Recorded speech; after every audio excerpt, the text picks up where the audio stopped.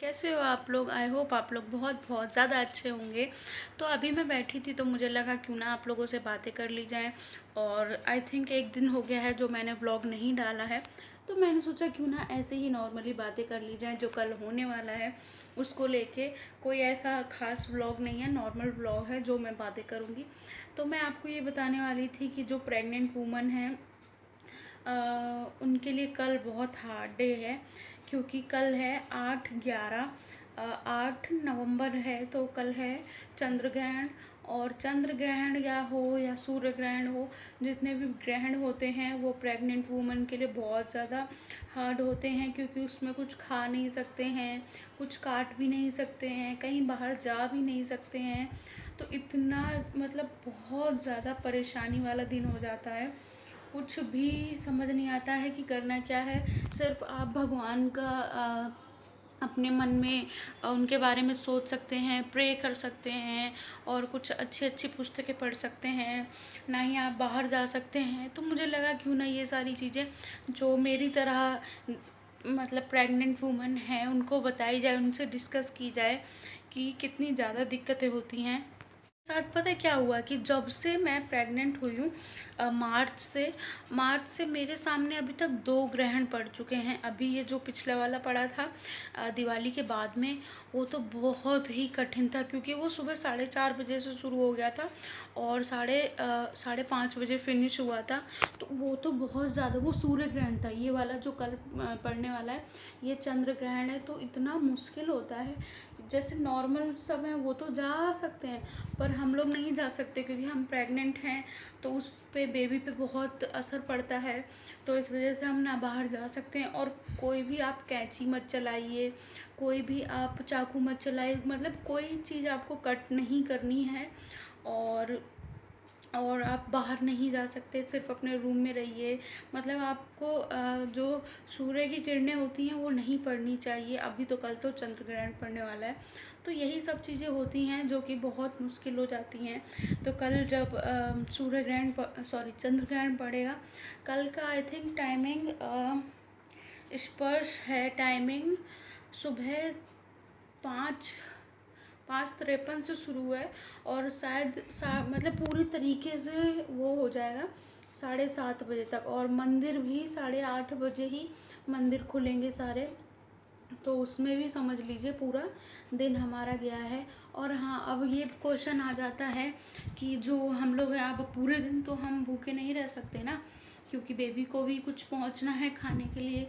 तो उसमें हम ये कर सकते हैं कि हम जैसे पानी पीते हैं या कुछ खाते हैं तो पहले से ही आप लोग क्या करिए। अब जैसे आप कपड़े उठाने अभी 12:30 हो रहे हैं, तो आप शाम को तो तुलसी तोड़ नहीं सकते हैं। तो आप दोपहर में तुलसी तोड़ लीजिए, तुलसी के पत्ते तोड़ लीजिए और उनको अपने पास रख लीजिए। और शाम के टाइम ही हर चीज़ में तुलसी डाल लीजिए, जो आप खाने वाले हैं, जो आप पीने वाले हो हैं। तो उससे क्या होता है, कि जो भी हम ऐसा नहीं कि फिर हम कुछ भी नहीं खा सकते। जिस चीज़ में तुलसी पड़ी है वो हम खा सकते हैं। अब जैसे पूरे दिन का ग्रहण है, तो हम ऐसा तो नहीं है कि पूरा दिन नहीं कुछ खाएंगे। तो मैं तो यही करती हूँ कि जैसे कोई भी चीज़ है तो मैं उसमें तुलसी डाल लेती हूँ, तो वो सही हो जाती है और सारी चीज़ें पॉजिटिव वाइब में आ जाती हैं। तो मैं वो उसको खा लेती हूँ। कटिंग नहीं करनी, कटिंग तो बिल्कुल भी नहीं करनी है गलती से भी। बोलते हैं उससे बच्चे पे बहुत इफ़ेक्ट पड़ता है। कोई भी कैंची नहीं चलानी है, चाकू नहीं करना है, चलाना है, कोई भी चीज़ नहीं करनी है।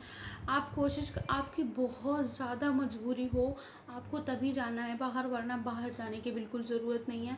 और अगर आप बाहर जा भी रहे हो तो आप पूरी तरीके से आप अपने आप को कवर करके जाइए। पहली बात तो मैं आपको यही सजेशन देना चाहूँगी कि आप मत जाइए। क्योंकि कहते हैं ना कि जिसके लिए हम इतनी भगवान से प्रे करते हैं, जिसके लिए हम 24 घंटे करते हैं कि हाँ बेबी सही रहे, बेबी को कुछ ना हो।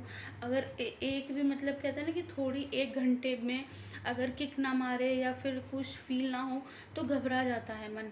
तो उसके लिए जब हम इतना ज़्यादा वो हैं, तो हम उसके लिए रिस्क नहीं ले सकते। तो हम तो कोशिश करते हैं कि मतलब हम ना ही जाएँ बाहर। हाँ, बहुत ज़्यादा इमरजेंसी है तब तो फिर जाना ही पड़ेगा, उसमें कुछ नहीं कर सकते हैं। तो यही चीज़ें मुझे डिस्कस करनी थी कि ग्रहण पड़ने पे क्या-क्या होता है, मैं क्या करती हूँ। अब ग्रहण जब कल पड़ेगा तो मैं उस पे भी आप लोगों के लिए व्लॉग लाऊँगी। और हाँ, एक चीज़ और है, उसमें नहाते भी नहीं हैं। ये सबसे बड़ी दिक्कत है। जब ग्रहण ख़त्म हो जाता है उसके बाद ही आपको नहाना है, उसके बाद ही आपको पूजा वूजा करनी है। उससे पहले नहा के कोई फ़ायदा नहीं है, क्योंकि नेगेटिव वाइब्स जो होती हैं वो आती हैं। और अपने आपको कोशिश करनी है कि भगवान के भजन सुनिए, बुक्स पढ़िए भगवान की, मतलब भगवान में ही ध्यान रहिए कि सब कुछ हमारा पूरा दिन अच्छे से निकल जाए। तो ये ग्रहण बहुत मुश्किल होते हैं, मेरे लिए तो बहुत मुश्किल हो जाता है। बहुत मुश्किल हो जाता है ये सारी चीज़ें। मेरे प्रेगनेंसी जर्नी में आई थिंक 2 पढ़ चुके हैं, ये तीसरा है और बहुत मुश्किल होता है, सच बता रही हूँ। और एक चीज़ और बताती हूँ कि इसमें मैं क्या करती हूँ, मेरी मम्मी ने ये चीज़ बताई है कि जैसे गाँव में गेरू होता है जिससे हम लीपते हैं, लाल-लाल होता है, जो गोबर में मिला के रेड-रेड हो जाता है। तो वो हमारे यहाँ क्या करते हैं कि उस गेरू को थोड़ा-सा गीला करके उसको अपने पेट पे लगा लेते हैं। अब मुझे रीज़न नहीं पता है कि वो क्यों करते हैं, बस मम्मी ने जो बताया वो चीज़ हम कर लेते हैं। तो अगर आपके यहाँ भी ये चीज़ होती है तो आप कर सकते हैं। और मैं कल सब चीज़ें बताऊँगी, दिखाऊँगी कि मैं क्या-क्या ग्रहण में करती हूँ। तो चलिए आज के लिए यहीं पर व्लॉग को फिनिश करते हैं। और यही नॉर्मल बातें करनी थी, कोई वैसी बात नहीं थी, क्योंकि मेरे मन में आया कि जो मेरी फ्रेंड्स हैं, जो मेरे प्रेगनेंसी जिनकी जर्नी चल रही है, उनको ये सारी चीज़ें पता होनी चाहिए। तो चलिए आज का व्लॉग यहीं फिनिश करते हैं और कल मिलते हैं ग्रहण वाले दिन नए व्लॉग के साथ। और अपना ध्यान रखिए, अपने बेबी का ध्यान रखिए, अपनी फैमिली का ध्यान रखिए। कल मिलते हैं नए व्लॉग के साथ। Bye, take care.